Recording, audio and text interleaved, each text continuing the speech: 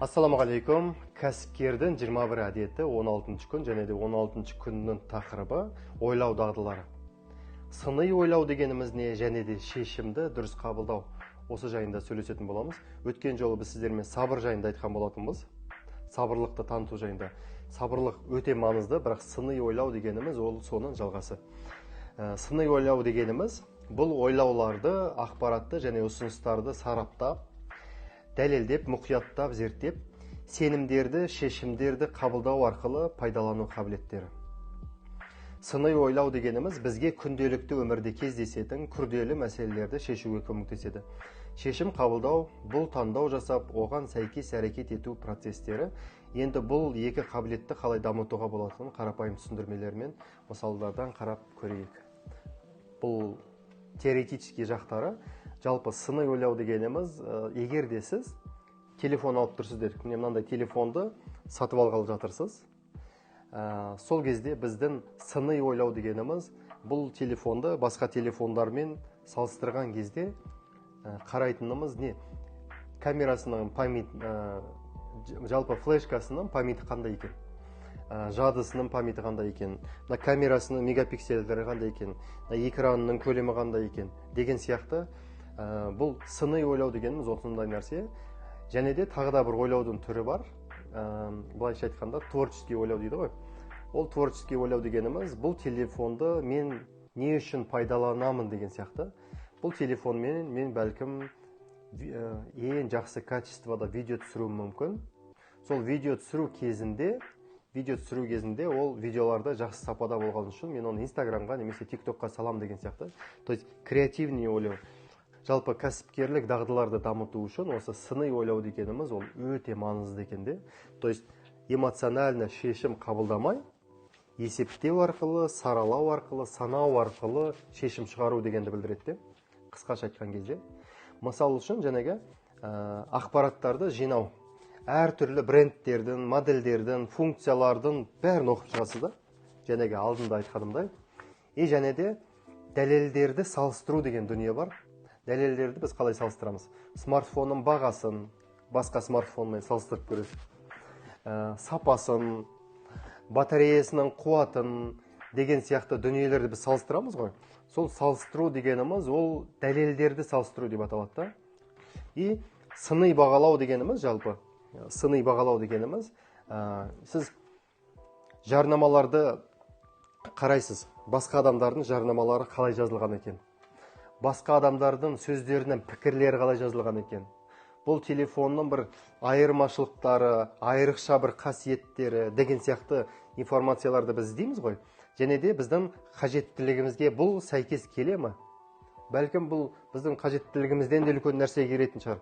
Бәлкім біз бұл телефонның функциясын жартылай атқаратын бір iPhone емес, бәлкім бір Android алсақ та, ол біздің пайдамызға жарап қалады деген сияқты.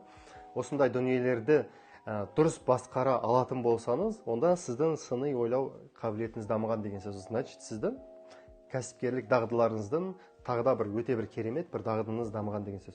Және де тағы да бір айтпағым, шешім қабылдау деген қабілеті бар. Шешім қабылдау деген қабілетіміз сіз достарыңызды бір демалысқа шақырады, бірақ сізде маңызды бір жұмыстар бар. Енді қараңыз. Егер де сіз шешім қабылдау кезінде опцияларды таңдай бастайсыз. Сіз демалысқа, сіз былайша айтқанда демалысқа барасыз ба? Әлде сіз маңызды жұмысыңызға барасыз ба? Міне, шешімді қабылдау. Егер де сіз достарыңызбен бірге демалысқа қарай кетіп қалсаңыз, онда маңызды жұмысыңыз қалып кетеді. Ал маңызды жұмысты істесеңіз, достарыңызбен бірге демалысқа бара алмай қаласыз деген сияқты. Егер де біз осы жерде ненің маңызды емес екенін осыны қатты ажыратып алуымыз керек бізде. Мысалы, отбасымызға келген кезде, немесе бір тайм-менеджмент дейді ғой, өзіміздің өмірімізді басқарған кезде, ең бірінші біз нені жазамыз? Мынандай календарымызға, Google календарымызға. Мысалы үшін мен қазір бүйтіп ашып көрсететін болсам, өзімнің Google календарымды осылай жазылып тұр да. Барлық немесі толықтай бүйтіп жазылып кеткен.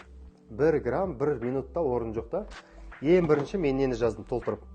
Шешім қабылдар кезде алдыңғы достарын шақырып маңызды жұмысыңыз бар деген кезде мен ең бірінші отбасыма қажетті нәрсенің бәрін жазып шықтым. Бір жұмысқа жұмыс емес, именно мероприятиялар бар. Мысалы, отбасыңызға қажетті, мен жексенбі күні ешқандай демалыстарға бармаймын ғой. Потом мероприятияларды жазып шығасыз.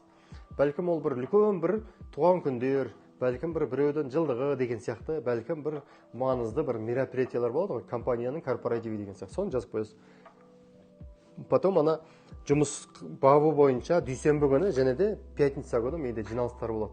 Өте маңызды да, соларды жазып қоямын. Ал қалғандары, иншалла, ол ауа сияқты да өзі толып кетеді. Сол үшін сіздер осындай бір жүйелі түрде жазған кезде, онда сіздер нақты айтасыздар. Достарыңызға да айтуыңыз мүмкін де, менің өте маңызды бір шаруам бар. Алдын ала айтсаңыздар, жоспарлап қояр едім, қазір келе алмаймын деген сияқты. Өте маңызды, жәнегі сыни ойлау менен шешім қабылдау деген осы екі дағдыны өздеріңізге алатын болсаңыздар, сіздерге үй тапсырмасы өздеріңіздің жалпы мынандай сыни ойлау шешім шығарар кезде осылай сізде аналитикамен, цифрамен ойланасыз ба, әлде эмоциямен ойланасыз ба? Осы өте маңызды. Осы жайында ойлаңыздар, және де осы жайында жауап жазыңыздар. Және де дұрыс жәнегі шешім қабылдау. Осы жайында да сіз қалай ойланасыз? Эмоцияға беріліп қойып ойланасыз ба, әлде жұмысыңызға, өзіңізге, өзіңіздің жоспарыңызды ойлайтын, өзіңіздің жоспарыңызға жететін нәрсеге қарай барасыз ба? Мен бұрын өте шіли қарапайым болатынмын. Қазір де қарапайым, Аллаға шүкір, бірақ шіли қарапайым емес. Өзімнің жоспарымды орындауға тырысам. И бір адамдар маған ушерп болатындай бір жерге шақыратын болса, айтам, ренжімеңіз, менде жоспар бар. Шынымен де жоспармен жүре бастаған кезде ол менің өміріме көмектесе бастады. Осы екі дүниені аламыз да, орындаймыз да, жазамыз. Қиындатпаймыз, жеңіл түрде жазамыз. Бұл сіздердің үйлеріңізге алып кететін үй тапсырмасы болсын. Алла тағала берекетін берсін.